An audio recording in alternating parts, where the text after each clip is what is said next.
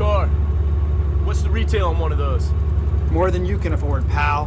Ferrari. Hi and welcome back to the channel and the man cave.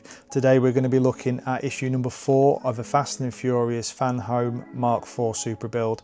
There are some leftover parts from issue 3 that you're going to need for this. I'm going to walk you through what you need to do with these parts to make it up as per what the issue is showing you in the magazine, and I'll give you my thoughts on it afterwards.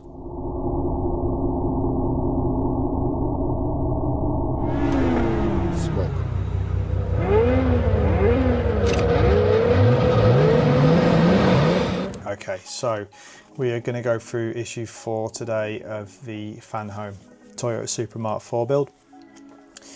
There's a few things to do with this one, certainly more than in the last issue, and some of the parts that carry across from the last issue come into play here really.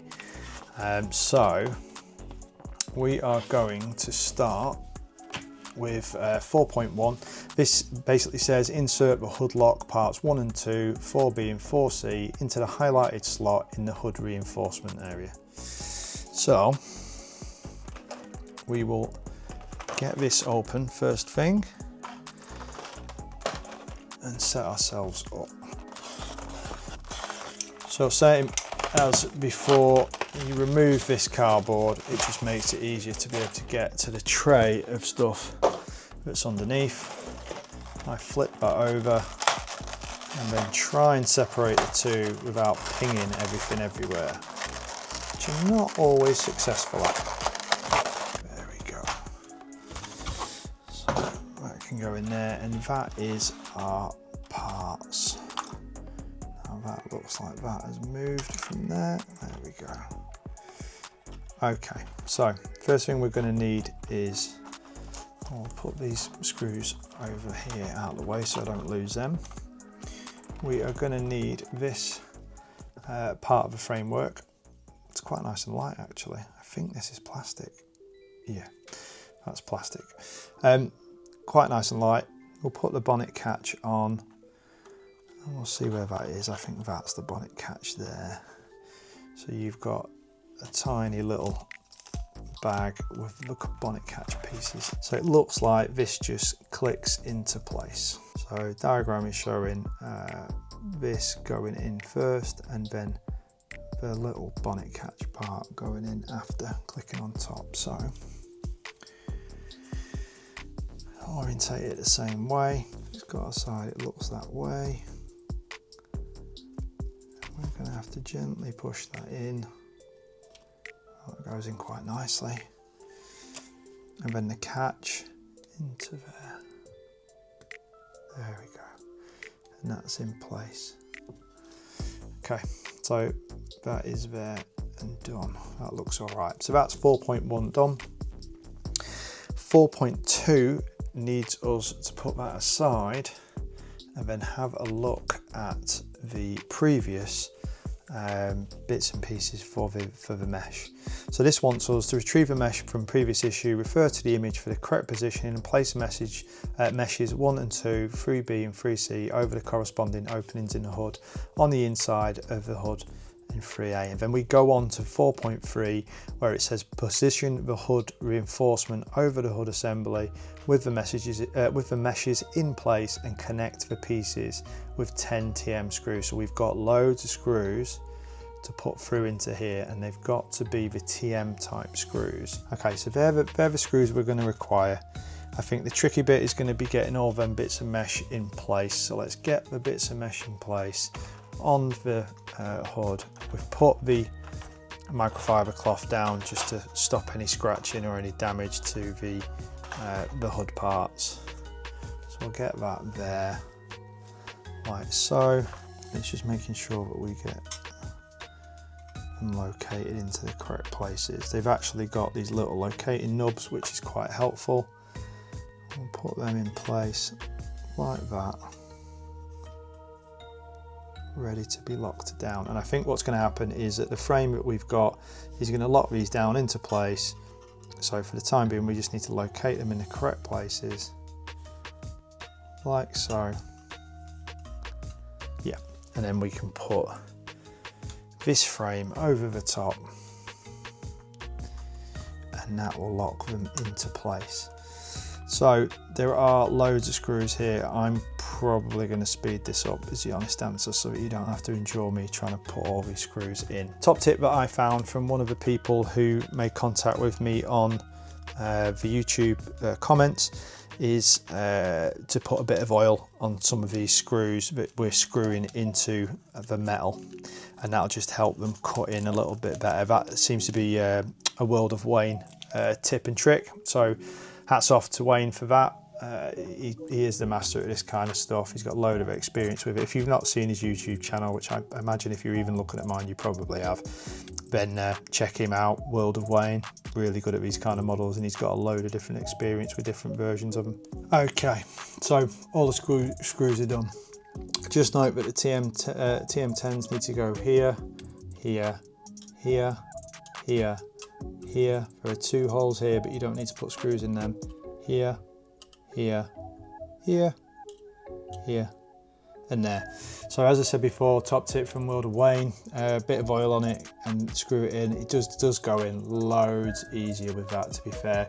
Just watch the alignment up here and make sure that that is the same as on this side in respect of it sort of clamping down, and that. Mine was a bit off when I first did it, so you might see I've undone some of them and just tighten that back up, but that is now done. So I'll turn that over and leave it over here. That is 4.2 and 4.3 done. We've got some other screws there which I will put in a pile. And yeah, that's all the bonnet stuff done there. It does look like we don't have any more bonnet stuff to do, so we can put that away, and that is complete. So that can go into that spare bit over there. I can take that off. And then it looks like the next part of the assembly is the steering rack and steering column. So we'll get those bits together here. So that says we need a CM screw, which we've got there. We need 4E and 4F, which I think are pretty self-explanatory, which are here. And we need the steering column itself. I say it's self-explanatory, but it doesn't actually look the same shape. That 4E looks slightly different to what it is that I've got, but I'm pretty sure that's what it is. So I think it's because it's different on here. So that actual part now looks different from what the diagram shows you. So it shows it with two of these nubs here and here, and it doesn't have that. So I think, looking at the way that goes, that wants to be on first, and I think that wants to be orientated that way. That's going to be our cover really for the steering boss, and then I think this is just going to go on here, and we're going to screw that bit in with the CM. So grab the CM screw, put that on the end of the screw, same thing, little bit of oil just on it, just to help it. There you go, just a little blob of oil, just to help it go through this process of cutting in and aligning itself. And just take your time, and hopefully that starts to catch, which it has. And then I can tighten that up. And none of this stuff needs to be forced. There we go, it just felt it stop. So it doesn't need to be forced, doesn't need to be overly tight, it is only a model. So that bit is done like that, and this bit. All right, that's going to be our boss for the steering wheel. Excellent. Steering wheel is going to go on. We need to put that on with 3 of the silver TM screws. So there should be another set of TMs. Yeah, there is. And we need 3 of these in order to screw the steering wheel on. There's your Sparco steering wheel. Very cool. Feels die cast. Feels quite well made, that, to be fair. We'll grab one of these screws, dip it in a bit of oil. So with this, looking at how that is, we need to be putting screws in here, here, and there. and lining this up so that is where that goes. There's a little nub in the back of your steering wheel which helps you to locate that. And what I think I'm going to do is put the bottom one in first, because I think that would probably be the most sensible. Okay, so just making sure that locates in the same, in the correct place again. That looks like it's all in line. I'm just going to tighten that up, just till I feel the resistance. So that's it. Same thing with this one, just till I feel the resistance, and then we should have one more screw. Okay, they're all in, so all screwed in. That's all complete. I think we can safely put that there, and that bit is done. So now it looks like 4.6 goes on to do some fog light work, which is back to that front bumper that we were looking at in the last issue.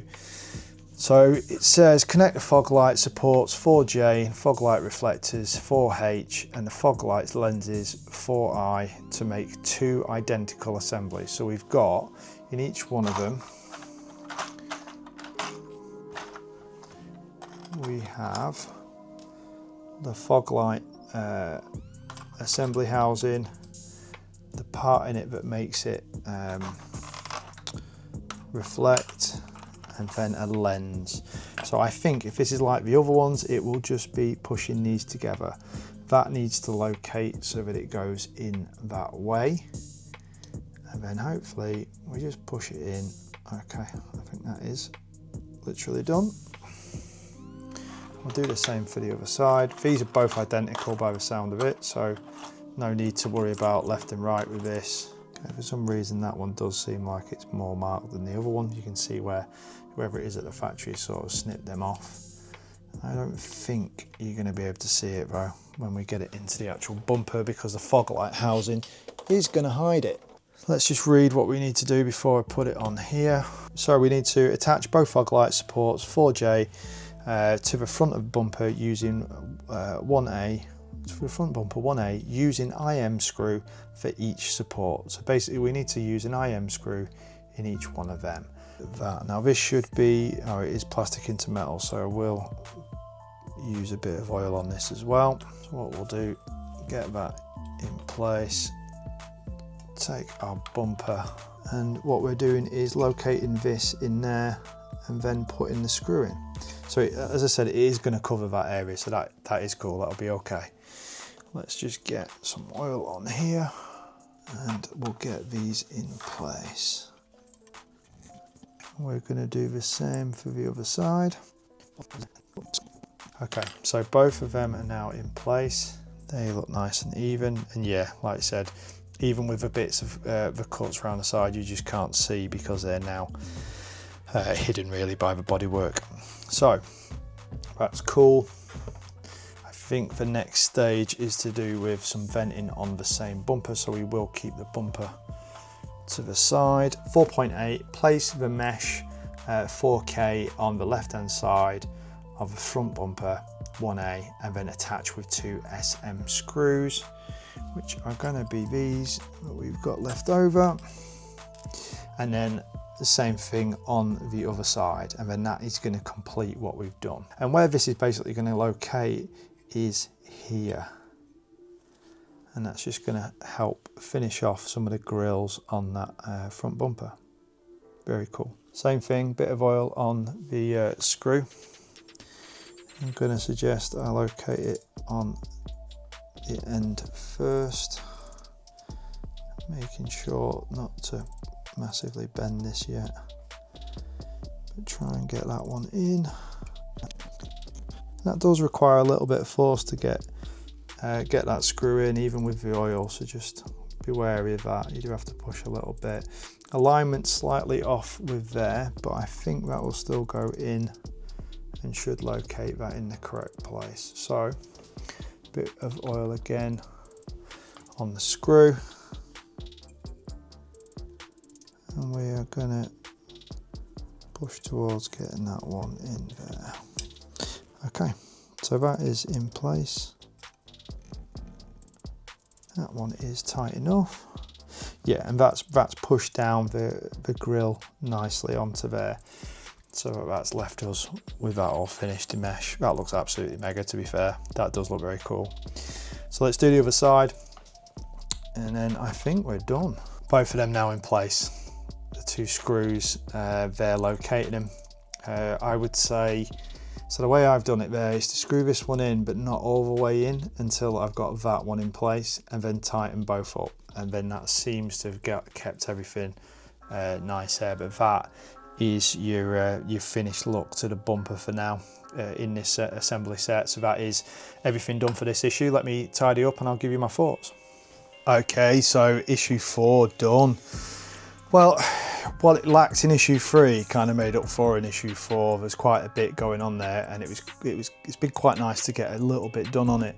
So the bonnet, first thing, that goes together really well. The tip from World of Wayne is absolutely bang on. A little bit of oil made all the difference. We're trying to get them screws into place. You go through the plastic frame system here and then into the actual bonnet itself, which is metal.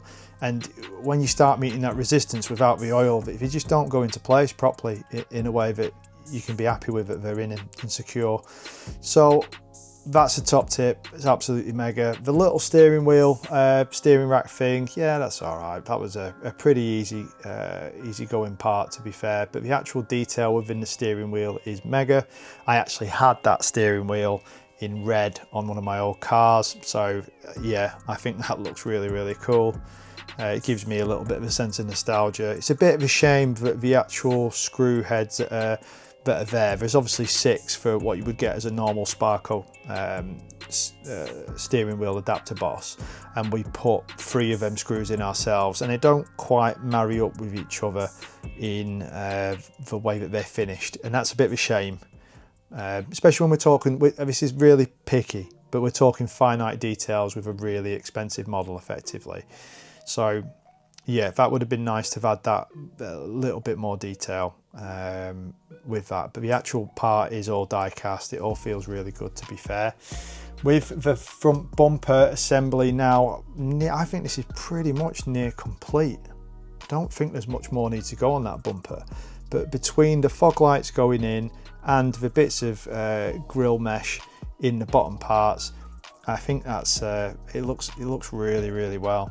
And it looks really realistic against the actual vehicle as well. So I'm happy with that. No massive issues with the instructions. Quite happy with how that's gone together.